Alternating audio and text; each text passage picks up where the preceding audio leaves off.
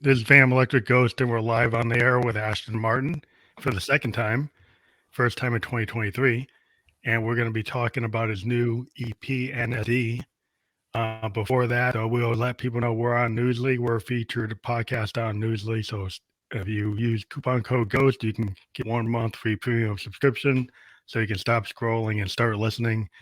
We are a featured podcast on Newsly. We'll be on Newsly within a couple hours. So again, thank you for being on the program. How are you doing tonight? I'm blessed, man. Busy and blessed. Busy and blessed. That's what I can say right now. So NSD, did that drop on the 24th? Yeah. It dropped last Friday on the 24th. NSD. Available on all streaming platforms. Yep. And that stands for Never Stop Never Dreaming, stop right? dreaming. Yep. Never stop dreaming. Yeah, I was listening to it. I really like the vibe. I like the feel of it because of having Yeah. some like issues with the streaming. I don't know if I can try to play it. I was going to try to play it, but I think that might not work tonight on the signal. So maybe It's all good. we'll speak to it. But so what made you come up with that title? So Never Stop Dreaming, it was kind of something that really came to me at it, to be honest with you.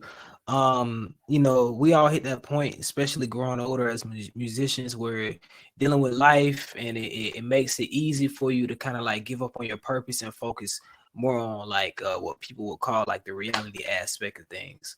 But on the flip side of it, it also stands for never stop being aware, because in dreams itself, people think that you are sedated, people think that you are like in a not aware state, but that's actually the most aware state that you are. That's actually where you receive the most inspiration, receive the most information, you know what I'm saying, in your dream thing. So it also is saying like never stop being aware of what's around you, never stop being aware of your purpose. You know what I'm saying? That's kind of like the method that I went through when coming up with the name of it. But that those things I was dealing with. I was dealing with a lot of different messages, different attacks, different life things, and also dealing with where I was at in my career, where I wanted to go next, and kind of really being unsure. And it really came to me of like, oh, don't give up on your purpose, don't give up on your reason, the original reason for why you started doing what you're doing.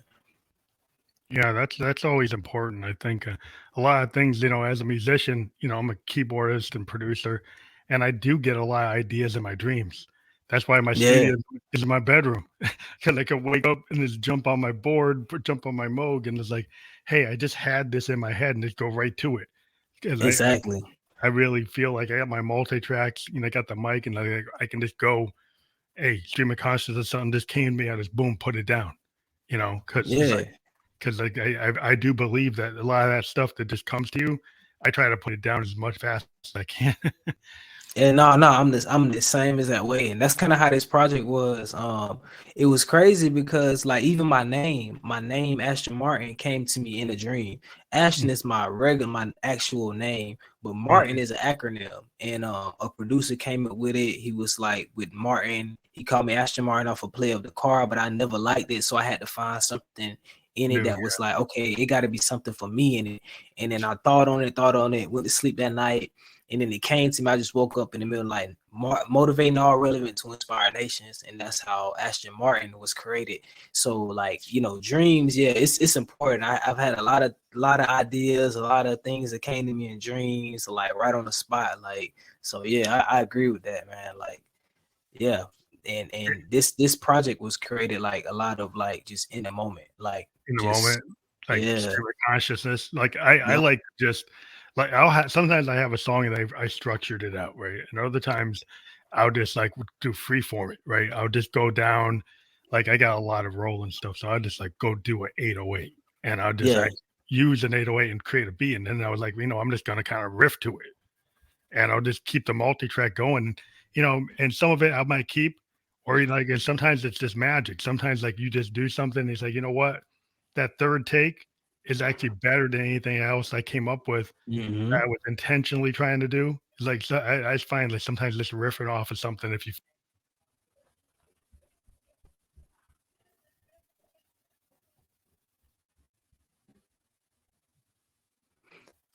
yeah, no, I agree. Just a lot of this. I mean, it was crazy because I had someone say to me that this was the most organized thing that they've heard from me out of all of my recent projects, which is crazy because it's literally the opposite. This was literally the most project that I went in with just like nothing but feeling with this project, nothing but just pure, just inspiration. Some of it wasn't even written; it was just in the moment. So it was just like, yeah, it just goes to show like that process right there is like important and making sure you keep that. Don't get me wrong, like we still structure and organize, but it's like that initial thought, that initial feeling, like you can't take that away. You can't beat that. Like that's what really made NSD. At the end of the day, it was like just that. And I do want to give a big shout out to Blur. He was the one producer that produced the whole project. And he definitely was the heart behind a lot of this inspiration with his instrumentals, what he came up with, you know what I'm saying? So big shout out to Blur, man. Blxerdout. That's cool. Yeah, because I mean, I'm a strong believer that, you know, when I first started, you know, back when I was like 17, I just had, you know, a band in the basement and we just mic'd everything and recorded it right to reel. And I even though people have the DAWs and everything today, I still like to record that way because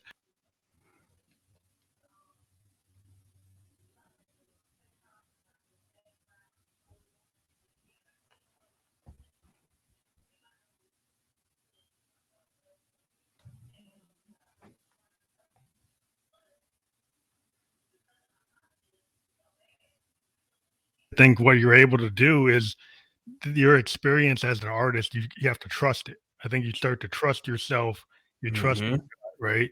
And then you know, like, hey, I know I can do that. It's like the old days with the old hip hop guys. They used to go to the do you know to the battle of the bands, you know, and just kind of riff off each other. And that stuff was magic. You know, like they were just going off the cuff, and some of that stuff is just amazing. Yeah, yeah, for sure. I mean, like in the beginning, it's like it's really just learning to master your craft. Like they say, you put in those 10,000 hours to make you an expert. But after, I feel like once you get to that point where you've like kind of found your voice or found like your part in it in the music, you know what I'm saying? It's like from there, it's really just about the feeling. Because no matter what you do, you can always have those skills that you've built the foundation off of. You know what I'm saying? Now it comes to like making people feel what you feel. You know what I'm saying? That's kind of where I feel like it comes from that at that point. Like in the beginning, we just it's almost like practice. You know, we just practice or mimic what we are inspired by to become good musicians. And then when you get to that point where it's like, okay, I put in this work, like I can do this in my sleep. Now Mm, more about like, what do I want to say now? What do I want to, you know what yeah, I'm saying? Where am I in this? You know what I'm saying? I think that's where it kind of comes to. It's like, okay, what is me in this? Like, what is my imprint? You know what I'm saying? My own personal imprint in this music thing. Like, you know, where everybody else kind of has their thing. And I feel like that's where the greats kind of fit in. They have their own like signature, you know what I'm saying, that you sign in the music that like just lasts forever, like, and just has the impact from it. yeah. Because I mean, I think just being able to be comfortable within your own skin about what your you know who your influences are, you just naturally you know vibe. You're I think as a musician, you are the sum of all your experiences, what you're feeling at the moment you're on the mic, and then like you trust your gut. It's like all that muscle memory. Like I'm a keyboardist. So I've been playing for how many hours since I was 17. You know, one time I'm playing, I might pull something from a Stevie Wonder album. I didn't even know I was going to do it. Right? It's Yeah, just in my head. It just might come out. Not that I was planning on it, but it's like it's kind of like that's like the original kind of sampling that all musicians do. Like yeah, we will reference, you know, you might be listening to something from the 30s or the 40s or something, you know, that Satchmo was doing, and suddenly you pull it into your song just because you just felt it. And yeah. I think that's just the nature of being a musician.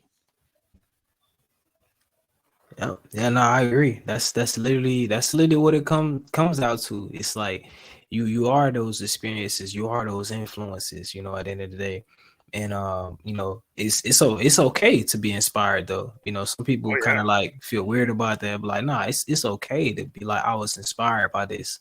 you know, because we all have those influences, no matter where they come from. Sometimes it ain't even from music though. It could be like I've been inspired by the most literally random stuff. Like sometimes it could be a person I don't even know. I just hear their conversation and it sparks a thought in my head. I'm like, oh, that was pretty cool. Like that they were having a conversation about that, and just sometimes even people watching. You know what I'm saying? Just watching how people operate, like just, you know, watching the tendencies of people, you know what I'm saying? That as far as like, especially growing up, that was like literally my inspiration, just watching people, like, you know what I'm saying? Just watching the things that's going on around me. It's like, oh, okay, this is kind of like how I learned, you know, and I feel like that was even my navigation through like the jungle, as people would say.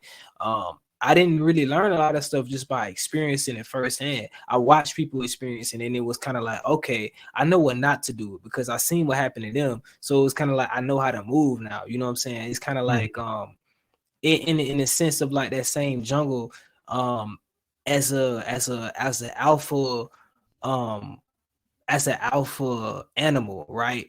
A lot of what happens when they are hunting, it's not like they go through, they do experience, but a lot of it's what they see. You know what I'm saying? A lot of it's what they see going on. So it's like you learn how to become an alpha because you learn not to make mistakes of the people that previously probably died before you. So it's kind of like, okay, he got it, so let me not do that. Let me maneuver a little bit different. You know what I'm saying? But take note of that. You know what I'm saying? But like kind of study your environment. So I think that was like one of my biggest things growing up, like the way and it's even to this day, it's why I draw a lot of inspiration up for like just growing up and just observing things around me. You know what I'm saying? What I came up seeing, like. Yeah, I think I remember Chuck D said one time that like rap, like Public Enemy, was like the CNN for urban youth, like for anybody, because he was kind of like I'm going to report with the reporters what I see in my rap and give it that kind of political, like he was coming from political perspective a lot of times.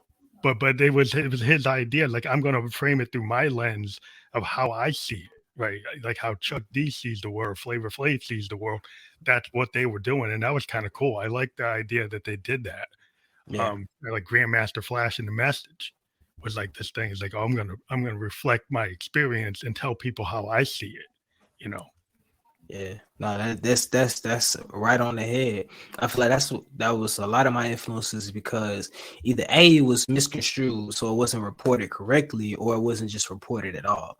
It's kind of like people have a reality of certain aspects that I've like, it's kind of like almost twisted in a sense. So it's like I'm like, I don't think that's not what I observed through my perspective, or it just wasn't talked about at all. You know what I'm saying? And I think one of the biggest things that I portray and I'll talk about is just the normal life coming from a certain environment that people don't understand, right? Because people don't understand that it's almost like a humanistic. So when people come from certain environments, it's almost like you try not to like it's almost not relatable, because you feel like they're not humans in a sense, or they're not, you know what I'm saying? So it's like, nah, we like, it's like I've observed people, some of the most people that did the most savage things live a regular, like literally like humanistic life, like, you know what I'm saying? And it's kind of like it kind of throws people off when you look at it, and it also makes you kind of like it also makes you think twice before being so judgmental to people. You know what I'm saying? Understanding like, okay, this is actually a real human being that you're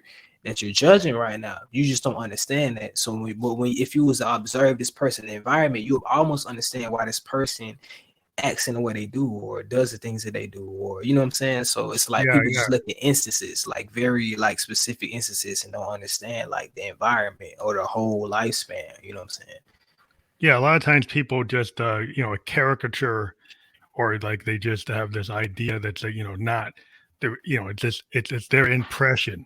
They hear about one news article about one thing, and then they put that in the whole community, right? Because one person or a couple of people did this doesn't mean everybody in that community is doing that, right? But then we get put into that box. It's like one famous black man does something, all black men do that. Like, really? Exactly.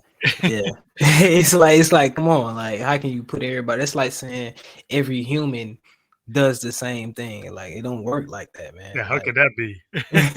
My grandpa don't do that. My grandpa don't do that. My great grandfather didn't do that. My Uncle Joe doesn't do that. So what are you talking about? And we all different people, so it's like we all like even different. Like even looking at my grandparents, how they react to things is totally different, and we all come from different generations. You know what I'm Yeah, saying? So like the way my grandpa would react to certain things, like I may react totally different. We're from two, three, totally four different. separate different generations, so it's like we didn't even grow up in the same like climate. You know what I'm saying? In over here, so it's like Yeah, yeah, people could be shocked. Like sometimes I was around hanging around some like let's say like a San Francisco kind of liberal hippie made an assumption that like African Americans would be digging everything he digs, right? And I'm like, not necessarily. Like a lot of African Americans are church going, very conservative people. And yeah, this, if you're doing like accent, you're like, well, yeah, you're liberal. It's like doesn't always match what you think, right? So like exactly. they were making an assumption. So like conservatives can make assumptions, liberals can make assumptions, hippies make assumptions, progressives make assumptions. It's like you need to actually know somebody, like Yeah. have a conversation before you go and pin me down. For sure, and just the fact he from San Francisco, you grew up on the West Coast. You know what I'm saying? You grew up on a totally different Yeah, side of things. You know what I'm saying? For me, I'm from the South, so me, I grew up on in the Bible Belt. So it's like a lot of things is your perspective may be a totally different. It doesn't mean wrong or right. It's just that we it's grew up on the totally two different. different, totally Yeah, different perspectives. You know what I'm saying? yeah, And I think like it's crazy because meeting a lot of different people, I'm very like observant. It's all I'm like a weird person, right? So like I'm even to the point like I love hearing people accent because I love guessing where they're from. And I'm mm, almost like I'm 85% with it. When I hear somebody accent, I can at least guess. I probably can't guess the city, but I can guess like the area. I'm like, oh, you're from this area because your accent gives me this. You know what I'm saying? And yeah, yeah, it just shows just how different. Like even though we're all from the United, we all can grow up Black Americans in the United States. It just shows even then it's just so different, like from the different areas, the different yeah, yeah. lingo, You the grew up different with the Boston kind of accent, right? Which is yeah. totally different than a New York or down south. And you find some black people with that Boston accent. You're like, what? Yeah, what if black people live in Jamaica Plains and Roxbury and they got that Boston accent? And you're like, Yeah, oh, it's not just the Irish guys in South Boston that have it.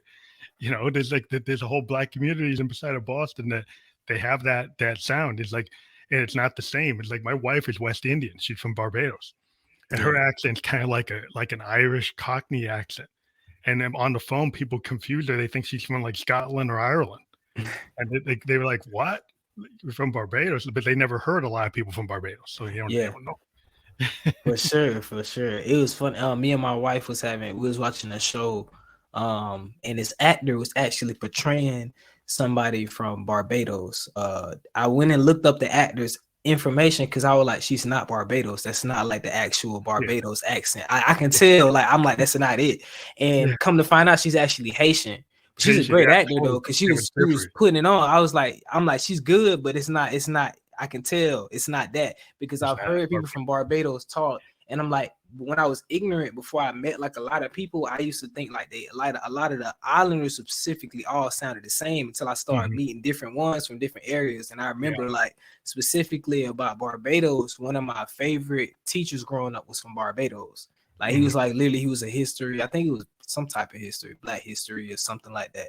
But he was like he was very liberal when it came to like the system we was in. He didn't really care about what was the curriculum of how it's supposed to be taught. He just taught it like how history was really history. mhm. And I remember like being influenced by him. Like, oh, he's from Barbados, and he made it clear like this is where I'm from. Like, don't get it twisted. This is where I'm from. Like, he made it very clear. So Yeah, I like that accent really stands out to me because I know when I yeah, hear it, I'm like, nah, that's not the real. That's yeah. Different than Jamaica. It's different than Bahamas. It's different than exactly like Dominican Republic. It's totally different. It's like it's each island has its own thing, for and real. it's like that's what. And then people like, oh, yeah, African Americans and like people from the West Indies, they don't always identify with everything we're doing in the States. Yeah, They're like, I got a different experience, because they may yeah, have grown up and there's black doctors and black engineers and black people own businesses more because it's a black controlled area. So exactly. so you have a different perspective. So they might look at like, well, what are you doing?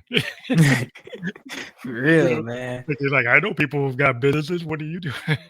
Facts, facts. I remember like watching a lot of TV, I used to always think growing up that every islander I heard was Jamaican.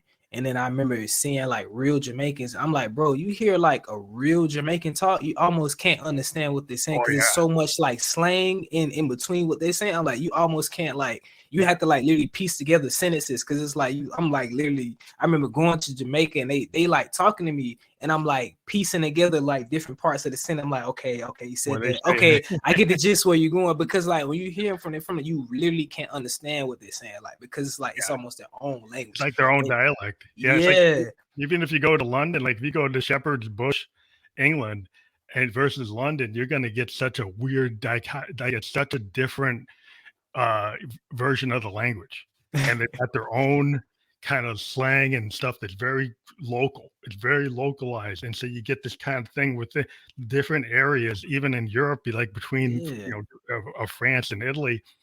You're like, what is this person saying? They're Italian, but it's not the same as what's in Sicily versus what's in another town. They're like, wow, it's totally different. And that's what you start to realize how diverse things are, even in the same kind of zone. area, yeah, Yeah. for sure. Because like I said, I'm from the South, right? But I'm from Florida, right? So I stay in Georgia now. I stay in Atlanta. So it'd be some things like if I'm talking to people from Atlanta and I'll say certain words, they'll look at me like, bro, what are you talking about? And like, oh my bad, I forgot. Like, I have to like this is what I'm saying. Like, even though we are from the South, we still got different lingo. Like in Yeah. Florida, I may Mississippi speak, Delta, they're talking yeah, totally different world it's than totally anywhere different. else. And it's certain lingo that I can only use with people that's from Florida because they'll only understand it. Because they're like, if I talk to somebody outside, they're like, bro, what? Like, or it may be some people like I remember I had to like break it down because it's certain words, certain phrases that can be disrespectful outside of Mhm, where you're from, right? So like you got mhm. Louisiana, Florida, Mississippi, Alabama, Georgia, right? Like in that southern belt, we Mhm. all use different phrases that's like outside of our area. It's disrespectful. So Yeah. like for example, you got Louisiana. They're very loose with the B word, BITCH. They're very loose, Yeah. but it's not disrespectful. It's just Mhm. like when they're really emotional, that's how they speak. If you don't know anything about Louisiana, you never been there, you would take it as disrespect. Like somebody calls you, you like, hold on, bro, who you talking to? Like, What you are know you what I'm saying? doing? But that's how they communicate. I'm from Yeah. Florida. We use a different version. We actually say BIH. And it's like Right. it's not disrespect. It's us. That's kind of like a it word for us. It's how we Like describe a endearing, person, like place, or a thing. It's like it's natural. It just comes and like I have to remember that when I'm talking to people, and it's like if I use that in a sentence, somebody might take it disrespectful. They're like, bro, what did you just call me? I'm like, oh, I wasn't calling you that. That's like yeah. literally like our lingo, like you know what I'm saying. And I remember Yeah, it's hearing like two if you Louisiana see people some talk. kid, you see some kid from the suburbs, right? And he starts talking like the N word, but he says it with the R instead of like the GA. He says Yeah. GA, and you're like, you don't got it, man. It's like, hold on, what did you just say? And like, I even in Texas, right? So you got in Texas, right? Like normally Hispanics and blacks, it's almost like a separation in different areas. In Texas, it's totally different. It's totally together. So the Hispanics use the N-word like a black person use the N-word. If you're Mhm. not from Texas, you don't understand. You see this dude, he's light skinned in the Yeah, mud, he's you gotta take flying with that. the N-word. You like, hold on, bro, this dude tripping. Like, you know what I'm saying? I'm like, it was crazy because I'm like, you have to understand, like, in where they grew up at. But if you go like to the West, it's totally different. Hispanics and blacks, it's like a separation. In Texas, though, it's like it's just like it's like that. Blacks and Hispanics grow up in the same neighborhoods and the Same, same, same you know what culture. I'm saying? So they use the same lingo, they go to the same schools, the same parties. So they cool on the N-word. They don't have no problem. I remember talking to my Puerto Rican homeboy growing up in Florida. He would not use the N-word. And I'm like, bro, you are like, you black, bro. You can say it. He was like, nah, bro, I don't feel comfortable. I'm like, you can Yeah, say it. He was like, nah, I'm good. But yeah, like in Texas, it's different. They let it fly. They like, yeah, and it like nigga, like they don't care because they it's a different culture. Like, but yeah. a little bit towards West, it's not cool. Like they say You it's gotta disrespectful. So you gotta be like mindful of your surroundings. That's why I always tell people, like you kind of gotta observe and check out and listen. And once you get to a new zone, it's like you might have certain habits, but you gotta like if you get to the new area, you kind of gotta like you're in Rome, you like do like the Romans do. It's like just yeah, for figure real. it out, right? And Ignorance ain't an excuse, man. You get caught like you like I always tell people, ignorance ain't an excuse. So it's like it's kind of like where I grew up at, right? So in the South, I'm from the South, right? But West Coast is gang culture. If Mhm. nobody's gonna walk up on you, you wearing a certain thing in a certain area, they don't care that you from this area. They're gonna be like, bro, you should know it. Like, you know where you at. And I'm like, nah, I don't know where I'm at. Well, you should know where you at. Yeah, you're supposed You should know that you shouldn't be doing this and wearing this and saying this in this area. Like, you gotta know. Like, it's not an excuse. Like, so it's like you gotta like be mindful of your surrounding. It pays to be like open to things that's outside of where you're from. You know what I'm saying? I feel like a lot of altercations that happen between people a lot of time from out of town is because of that. It's just simply like, you know, if know. one person would have stepped in that just is not ignorant, they'd be like, oh, bro, he just means this. Oh, okay. It's as simple as that from a Yeah. whole altercation. Like, Yeah, things are so hair triggered today. People are so uptight. yeah. Yeah, I don't know if it's because we were locked down and people forgot how to behave. Uh, and so like it's like it seems like people, like even where we are, like we got people that just forgot how to drive. They forgot Oh, how to talk to people, and things just escalate from like 0 to 100. Like really, but like it just seems like yeah, it's a good advice to kind of observe and listen. Like it's like listening skills, and I think it's like as an artist, I think that's what we do. Is like we absorb. Right, you were talking about it. You yeah, absorb a for sure. lot, and then you put it into your work, right? Because we're always documenting like our experience as creative people, right? That's what we're able to do. We're able to make it universal.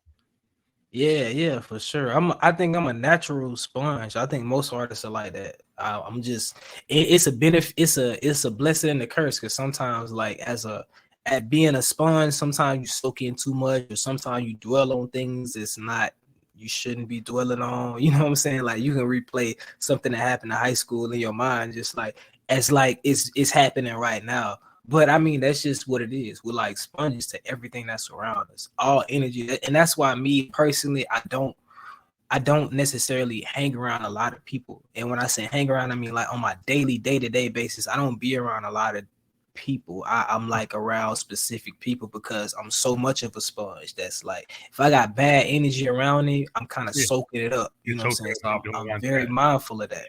Yeah. So like on the EP NSD, besides the title track, what song is like your favorite song, or you think a song that people should listen to? You probably have all the songs you want people to listen to, but is there a favorite song other than NSD on the EP? If I would say like one song, if you had one song to listen to off the EP, like to probably check out now and then check out the rest later, I would say POV first. Hmm. Because I feel like POV kind of like sets the tone for the whole project. Hmm. It's very introspective. It's the instrumentation on it, the vibe of it is very chill, very mellow, very like you know what I'm saying. But yeah, that was one of my favorite tracks to create. It's very creative, and I also like the story behind it's kind of crazy because I made that in my car. Like so, Oh like wow, that one was crazy. I was in between spots. It was in a hotel, and I like literally just had the mic and like just recorded it in the car. Like, that's and awesome. so yeah, that was how that one created. But like even the story behind it, you know, it's a dope track. But yeah, like if I would also say like any other track, I would say take my time, and that Hmm. one is kind of like just you know it's very mellow, chill. But it's one of the vibes on the. I say that I like it out of the all like the song. It's the vibe of the EP. You know what I'm saying? Hmm. But the definition is definitely like POV. What I would definitely say. So like, which song did you write first for the EP? Be Free, technically, right? Hmm. Because I wrote Be Free and I recorded Be Free. Shout out to One True. I recorded at his crib in his studio. But it wasn't made for the EP. It was the first track that me and Blur collaborated on. He had the beat. I was just like literally just in his studio one day and I was like, Hmm. man, I'm finna just knock this out. It was like one take, literally. I just knocked the whole song out. Got it mixed, sent it to him. He was like, bro, this is crazy. And I think I dropped like a snippet of it. Hmm. Matter of fact, it wasn't even a snippet. It was just a acapella, like not acapella, but like the beat playing, and I just literally did it like verbally, and recorded on my IG, and people were like going crazy. They were like, bro, this is crazy. And I was like, oh snap, okay, y'all feeling this? And so I remember coming back to Blurred a year later, and he was like, man, look, we might as well go and make this, we both like, we might as well go and drop a couple more tracks and make this into an EP. And that's kind of like how the EP kind of started. But Be Free technically was like the first track. So you were I think I wrote thinking that it in was going to be a 2021. single? So you thought it was just going to be a single and they start opening it up to be an EP? I didn't know what it was going to be. I just really I heard the beat and I just literally wrote to like my feelings. I think I went to his website, as a matter of fact. And we first started connecting because we met through he grew up with the homie Duke Deszoon, who's a comedian. He's from New Orleans as well, but he stays out here in Atlanta. I knew him first, and he always referred me to him. He was like, bro, you and this guy, y'all need to connect, because I'm telling you, y'all would vibe, y'all would mesh. And like eventually, I think that was around 2020 when the Clubhouse wave kind of started. So he had a room, and then we'll always be in the same room. We'll talk together and everything. And then we kind of talked offline, come to find out we had a lot in common. You know what I'm saying? We love anime. We were born in November. We got the same type of vibe. We both kind of like have a chill yet intense persona in a sense. You know what I'm saying? We're very passionate about what we do.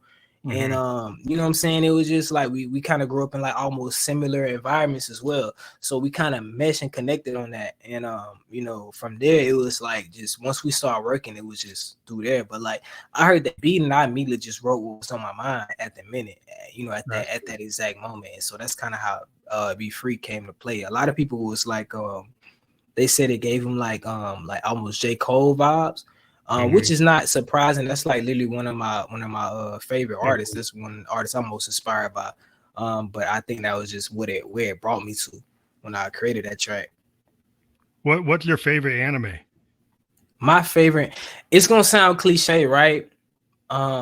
Not that I'm in the anime, but I do want to still say it's Dragon Ball Z, because Dragon Ball Z is the first thing that brought me in anime. But you also got to understand when I was born, like the time frame. I was born around that time, so that's what that was what popped in. I'm like, okay, that's what got me into it. Other than that, I'll say Yu Yu Hakusho.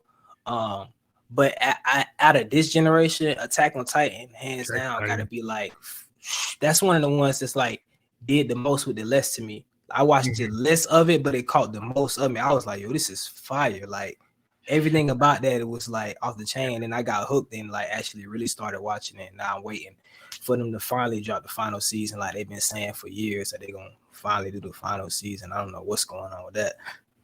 I'm gonna show my age. I like a Japanese animated. I don't know if anybody's gonna know. It's called Gotcha Man. It was known in the U.S. as Battle of the Planets. It was in the 70s. It's like a strange one. It's actually the guy who created Speed Racer.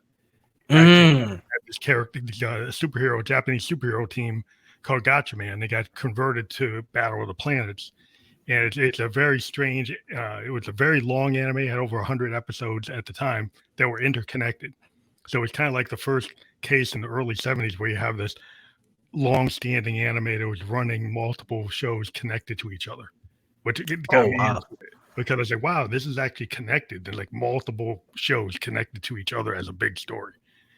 Wow. Like an early thing in the early 70s, like 72, 73, which is like, kind of dates me, but it's old. Yeah, you just put me on. Now I gotta go and research and check it out now. You just put me on. If you like the way Speed Racer art looks like and you wanted it to be a little more serious, it's like a superhero team drawn in the style of Speed Racer. Gotcha. Okay. I think that's one thing I always liked about anime too, because they always have, it's not, you had a main character, but it's always more than one storyline. It's always more than one character, so it's like so much development going on. I think that's what I always like loved about anime. It's kind of like you can find other characters other than the main character to love. It's okay. Like Cowboy Bebop's another one for me. Cowboy Bebop's fire. I remember that. I like the music because I like jazz. So the fact that they brought bebop in there, and I've been a jazz guy. Like I listen to Davis, I listen to Coltrane. I'm like, Sun Ra, and because I think a lot of the jazz it's always been an influence in hip hop. You get bands like De La Soul and Boogie Down Productions, like bringing jazz pieces in, and I've always been into that. I think it's cool to bring other forms in, but What are your thoughts about bringing other types of genres into your music? I mean, I think it's natural in a sense. And I think that just comes from background. You know, I grew up around a lot of genres. You know, I grew up around a lot of islander music, soul, jazz, gospel, R&B. You know what I'm saying? So I don't even think it's like intentional. I think it just comes out like of just Mhm. like out of the DNA of growing up and what you're inspired by. So I think like I think it's always dope, you know what I'm saying? Anytime. And I've grown to actually like rock as I became a teenager. I like really Mhm. kind of like a little not none of the crazy stuff, but like the soft rock and stuff like that. I Yeah, was yeah, cool. yeah. Yeah, I was like, this is pretty cool. Yeah, I heard a rock song like it was crazy. I was watching Hulu and I heard a rock song that came on the ad, and I went and like looked it up and everything. I'm like, this is fire, bro. Like this is this is hard. This is hard. Like, and I was bumping. I remember like my wife was like, I don't like this, but I'm like, this is hard. Like you gotta listen to it. You gotta listen to the lyrics, listen to the instrumentation. It's hard. But Yeah, like, I was yeah, always yeah. I listened to like Thin Lizzy. I don't know if people realize, but there was a black Irish man who was the lead singer of Thin Lizzy. He was a black bass player. And he was yeah, from Ireland, and they had these rock, you know, like they had a lot of real cool rock songs. There was like a Zeppelin type of vibe, but mm, yeah, and I was always into I was into Hendrix because Hendrix, I grew up in the yeah, '70s, for sure. and he was like the ultimate guitar player. Even today, he's considered like the best in the world. And people always like, "Oh, rock is this and rock is that," but people forget, like Bo Diddley, Chuck Berry, Little Richard, like we created rock, and people Facts. forget that it's a black form.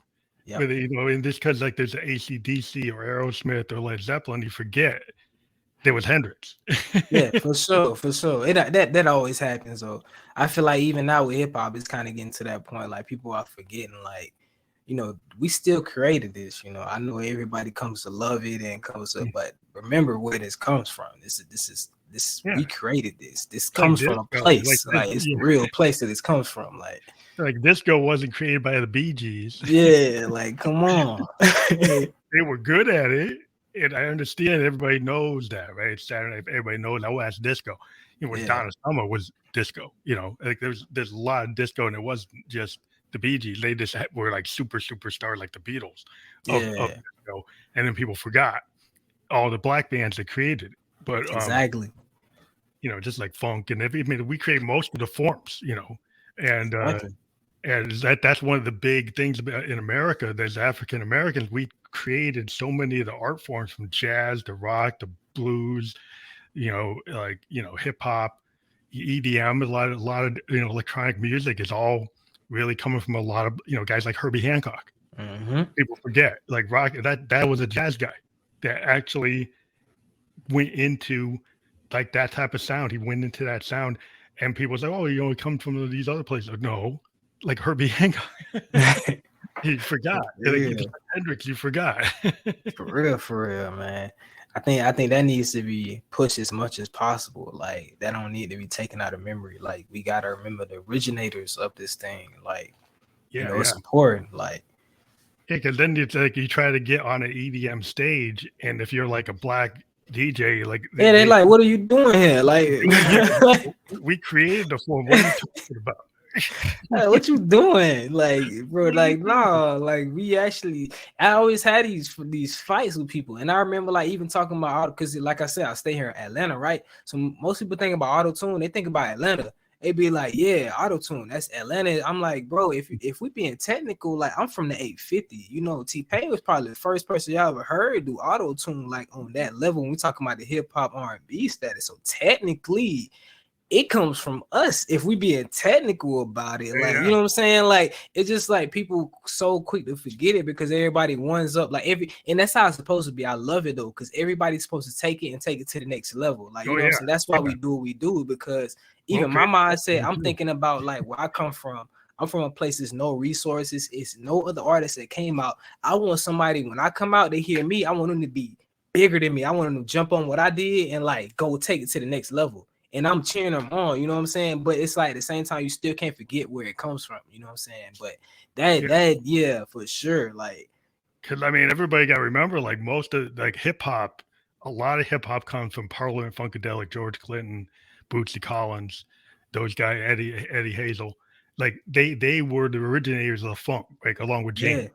James and Sly Stone and Curtis Mayfield, right? Those are all black artists, right? And hip hop built off of that block of James Brown, Parliament Funkadelic, Curtis Mayfield, all that Sly and the Family Stone. That's all comes from there, right? And when people forget, also like progressive rock was Stevie Wonder, right? You think about Intervisions, Songs in the Key of Life. He's one of the predominant synthesizer like innovators in the Yeah, whole world. Like for he, sure. people go and they talk about Genesis. They talk about yes, yeah, Genesis, yes, true. But listen to Songs in the Key of Life. Listen to Intervisions. Listen to anything Stevie did in the '70s, and he's way ahead of like everybody. Exactly. So You so know, far ahead of his time. It yeah, almost like it ain't. You have yeah, to double check the date. It's like, yeah, did he yeah. really Go do check this at what's this going time? on. It's like he's still ahead of time right now. You know, if you go check, For like real. Shattered and Village, Ghetto Land, and stuff that he put down. You Yeah, know, man. People are still like making covers, remixes to his songs, like to this day. Like to this day, that just shows like it don't nothing else show. That shows like how far ahead of his time. And I think that's like I think we like 4 or 5 generations at this point. Like, you know what I'm saying? yeah. So And the stuff he put down was so intricate. You know, being a keyboardist, I go back and I listen to what he was doing. I mean, in some cases, he was taking one note on monophonic synthesizers and building them into chords and overdubbing and overdubbing and overdubbing. And people also forget that Stevie could play drums, and he would actually go on his records wow. and play his own pocket drum parts, right? Wow. He would layer and he would like orchestrate what the horns were going to do. He'd actually tell them, kind of like James Brown. Yeah. He'd actually like say, "This is what you're going to play," and so he was actually writing like all the parts. And so that's a level that, you know, people forget. It's like, well, not just the Beatles are doing that. You know, guys like Stevie Wonder are doing that. You know, guys like Marvin Gaye were doing that. Um, Composing. yeah, I mean, that's we got to get into it. For real.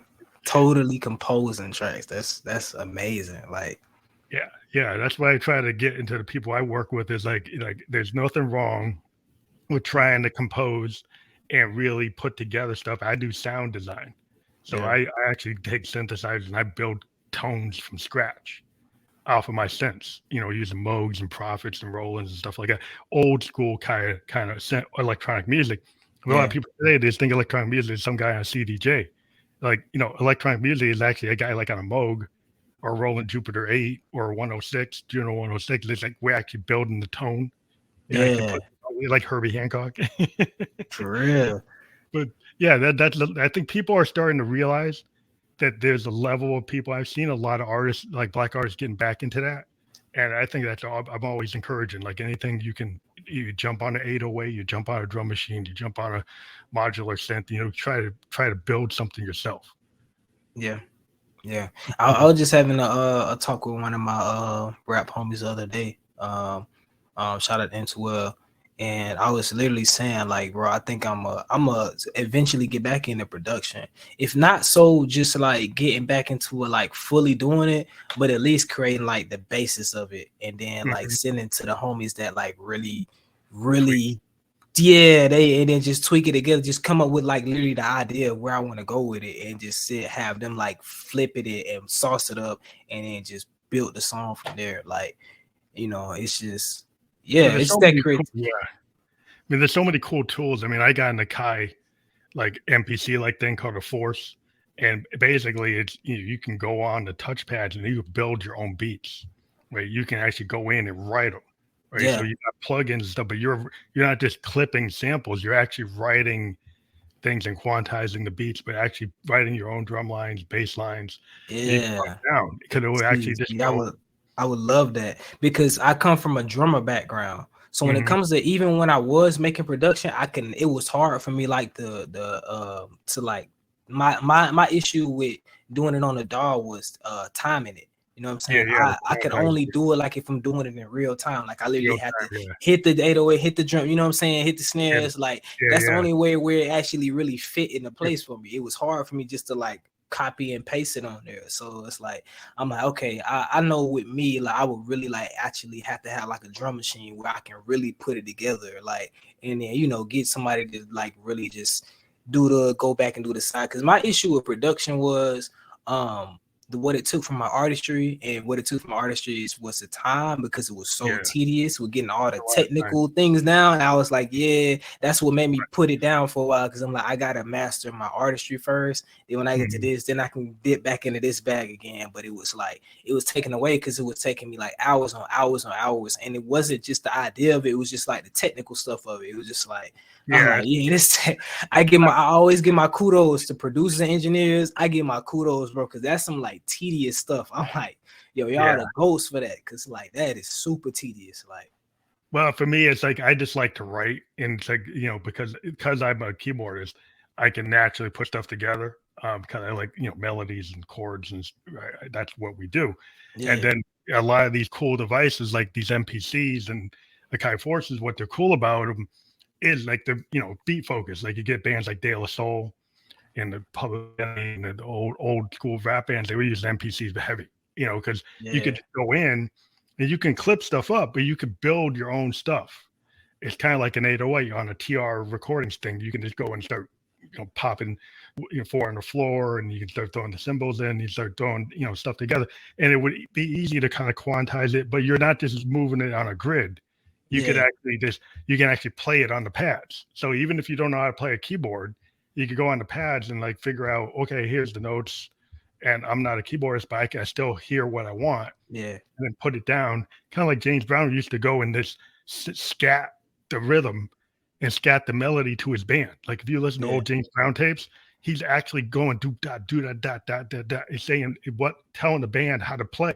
He would tell the drummer exactly. He'd tell him what to do, and then he'd say tell the bass player. He's like, no, go boom, dun, dun, dun, dun, dun. He would actually hear him doing that. You heard like Michael Jackson used to do that. If you listen to his tapes with like Quincy Jones, he's actually vocalizing with his voice what he wants the parts to be. And so that's still writing the part. You know, you can do that. Exactly. Yeah, you think about a lot of those guys, that was live back then too. So like, if any artist has an experience with doing a live band, that's like what it is at the time, especially if it's no rehearsal, it's on the spot. It's kind of like you're literally like, all you got is your instrument of your mouth. You kind of like telling like, yeah, give me that. Okay, cool. And then you do, like, you know what I'm saying? So that's super hard. I mean, like, and the drummers just pick it up. Like even if like I would be with drummers, like, and the singer just starts singing. And the drummer, a natural drummer knows what to put down once somebody starts singing, right? So if you're like a singer, that's your voice. And a hip hop person, like that's your instrument, is your voice, right? So if you got a real drummer or a bass player and they start hearing you rap or hearing you sing, they'll start jamming. And I think that's where a lot of hip hop is going. Like you see guys like, you know, Kendrick Lamar, he's got like live bands. You know, there's a lot of guys that will have like, you know, the Odd Future guys, they had live bands. Brockhampton, they had live bands. Because like if you can get to that point where you can get like a live, like a Motown type of band, like you know, like those type of guys, that you get these like really good studio musicians, and they just hear what you're doing, and they would just naturally know what to do with it. Exactly. Man, come on, because it's like we all fit in our pocket. Once I hear the drummer getting in his, I already know what I'm set. Everybody else you could pick up after that, but once I get the rhythm from the drummer, it's like, okay, I'm going in. You got it. I know what to do. I know exactly what to do from this point. Like, and I'm going in. Like, yeah, that is always fun. I mean, because I missed because of the pandemic. I just ended up doing everything myself because I can. Yeah. But I've been in band versions of my Ghost band with drummers and bass players and guitar players. I did miss being in a session where I'd just be on the board, start doing a chord arrangement, and drummer just like, oh, okay, I know what to do with that chord arrangement. And he just kick it in.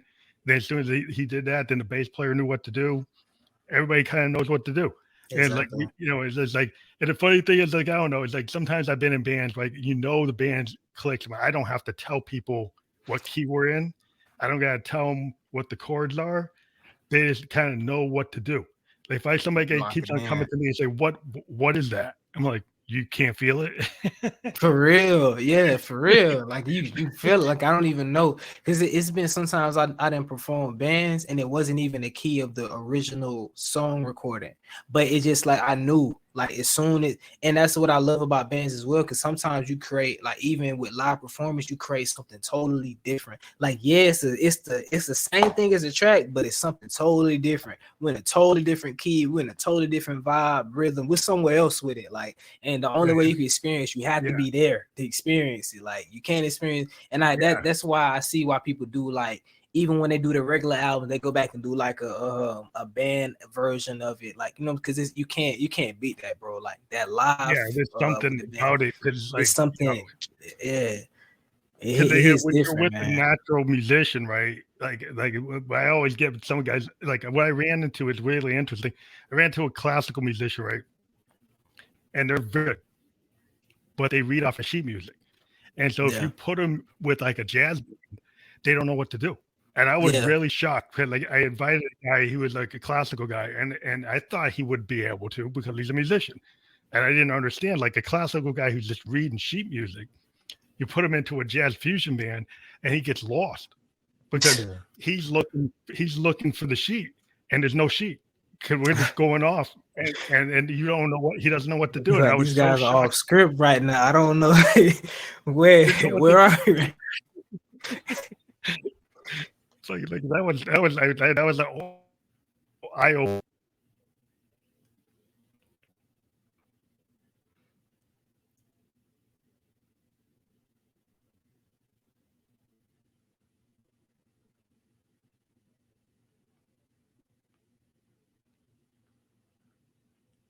But yeah, you don't feel the same way. So that's, I think that's kind of like a free form, kind of free flowing guy that goes to an open mic night. Then you don't need the script, but you just go off. yeah, for sure. And I think that's natural to me. I come from like I said, a church background. We weren't playing off no sheets. I'm drumming, like I'm literally going with the choir, and then you might have to deal with somebody that's off, because a lot of time they was off, or I might be in the choir. Somebody's off in my ear, so I'm going what I'm going with at that moment. So I come from like that. Freestyling to me, like anything like that was like in the moment, is so natural to me because that's what I'm used to doing. Like I'm used to building like that. I'm used to going off in the moment. Like, but yeah, does that get harder when you work with producers to try to tighten it up? Like I understand, like sometimes you work with somebody and it's like we're trying to build something tighter, right? But sometimes what I find is like, okay, I'll do it, but I find it's not as enjoyable as if I was with the guys doing the fusion.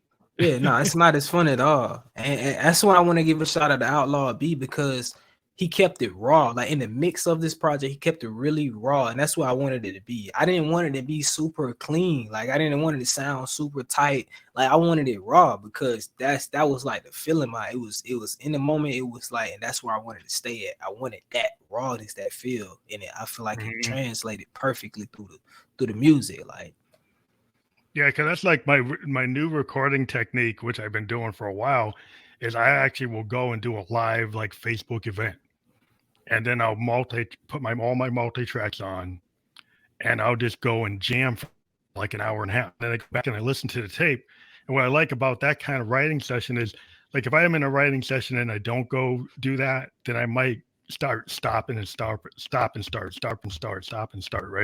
Because I'm trying to get it right. But if I go and say I'm just going to free flow like a jam, like it's a live concert, then I have to complete a thought without starting and stopping. I have to go and actually just try to do it. And I find that you don't know where you're going to go, but you go, and you just, if you have that muscle memory, you have that experience, and to find that the songs I've written like that are far superior than the ones I actually sat down and tried to compose. Piece together. Yeah. I feel that. I feel that. It's still more natural. Yeah. It's the same as that way for me. The same as that way. Yeah. And then I also feel like it translates live too. When you perform it live, it translates. That's why I always like with my verses, of course, we're not in a perfect world, so I don't record every verse just one take. You know what I'm saying? Obviously. But I try to get as close as I can, because I know when I'm performing, like if I sit here and just piece and paste this together, like just sitting here doing it, when I'm performing, it's not going to translate right, because it's not how I recorded it.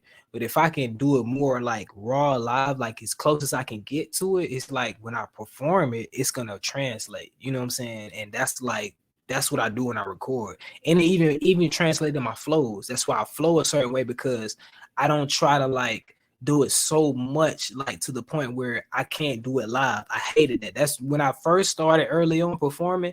That's one thing I hated about my earlier tracks, because I was like, this don't translate right when I perform it live. So let me go back in the studio when I'm recording with that mindset of how I'm performing live. Like, let me be easier on myself in a sense. You know what I'm saying? Because I was killing myself. Like, hey, I'm going live trying to perform this stuff from the studio. I was killing myself. So I'm like, okay, let me take that mindset when I go in the booth, because it's like, keep in mind, you're gonna do this live. So it's like you gotta, you know what I'm saying? Like, so Yeah, I think that a lot of bands today get locked into the fact that they've got all their backing tracks and they've got their Ableton or their Pro Tools or their Logic version of their song, and then they get locked into it, and they were cutting and pasting and moving things around so much that it doesn't have the feel of something like you go back to like 82 or 79 early hip hop. It doesn't have that kind of feel because they most likely live recorded it. Yeah, And for sure. maybe it's a third or fourth take, but they actually went all the way through, right? And so then it feels more natural. And the same thing with a rock band. Like if you actually go back and you listen to like a rock band that actually played it all the way through, like an Allman Brothers or something, or like Cream or any of the old rockers, when they actually do a take where they didn't keep on cutting and stopping, it actually flows, and you learn the song. Like as a writer, like if I track my song and then record it track by track, by the time I'm done with my song, I actually sequentially learned how to play all the parts. So I actually learned. So when I go to play it, it'll sound natural because I'm not just piecing it together. Because like I have to relearn. If I write a song like that, it's hard to actually learn how to play it. Exactly. And you might just run off the tape. Because like it's so convoluted. Like I can't even know. I never really played that through. Like I just moved it around, but I didn't actually ever play it through. Yeah, nah, I agree with that. I feel like the same, and I feel like this was also with this project. I learned it so quick, and for the listening party, that's why I'm so excited for this Saturday with the listening party, because like I learned every song so quick, and it usually, like when it comes to performing, I usually don't have them down packed that quick, but for this one it was so natural that it was like already kind of by last Friday when everybody heard the records, I already knew them enough to perform them right then and there. So it's like I preparing for this Saturday, it was like, oh yeah, this is on point. Like this takes like within 1 week of this, it usually be like a month of like me preparing beforehand of like for another version, another track. Like yeah, made it too hard on yourself. For sure. It's hard. And I always go back and tell myself too when I'm performing, I'm like, bro, I'm never doing that again. Like I'm tearing myself up. Like you killing yourself. Yeah. A lot of bands like they're stuck in like they have to mute and unmute, and then they have to decide what am I actually going to sing, right? Because they're so locked into their backing tracks that they only have a little bit of room of what they can actually sing, right? So they have to go and kind of learn how to perform that song based on what they're going to mute and unmute. Yeah. And that doesn't feel as natural as actually just going out there and doing it. Yeah, for sure. But Agreed, yeah, man. so I love talking to you. I always have a good time. I think we almost hit our 1 hour mark, and we've had a lot of people here tonight giving us feedback, and that's really cool. And yeah, I hope everybody goes out and checks out the provided here for everybody to go out there to the link tree, and on your link tree they can find your new EP on that link tree. Yeah, you can find a new EP if you're interested in pull it up this Saturday to the release party. And it's also in there as well. Make sure you get your tickets, pull up. We're gonna have a great time. Shout out to Two Benji. He's also gonna be performing as well. But other than that, I'm rocking out the whole EP that night. We're gonna have a vibe, man. Definitely pull up if you yeah, for sure. Well, thank you very much. We had good feedback tonight. Everybody likes what you're saying. They like what we're talking about. And so, yeah, it's always open invitation. Anytime you have a project, you want to push it, come on, Peg, come on, Fam Electric Ghost, and we'll do the job. So thank you again for being on tonight. Most definitely love, bro, every time, and I appreciate it. Okay, thank you. Yeah, this will be available. We one new thing we do is we create a landing page, and a landing page will have like the Spotify, the Facebook, the Twitch, the iHeartRadio, everywhere we are. And we'll send that to you so you can give it to your fans, and it will have like everywhere the podcast can be. Dope, dope, dope.